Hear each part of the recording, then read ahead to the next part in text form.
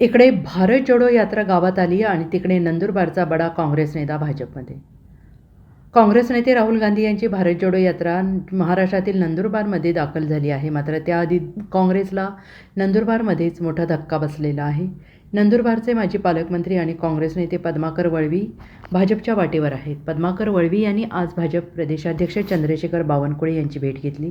पद्माकर वळवी हे 13 मार्चला म्हणजेच उद्या बावनकुळेंच्या उपस्थितीत भाजपमध्ये प्रवेश करणार आहेत. माजी मंत्री, काँग्रेसचे नेते म्हणून वळवींनी काम केलेलं आहे. पद्माकर वळवी हे नंदुरबारमधील शहादा मतदारसंघाचे काँग्रेसचे माजी आमदार आहेत.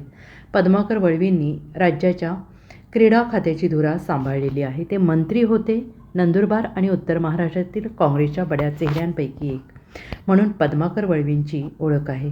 2009मध्ये ते शहादा मतदारसंघातून विधानसभेवर निवडून गेले. मात्र 2014मध्ये त्यांचा पराभव झाला. Bureau report, SBN Marathi, Mumbai.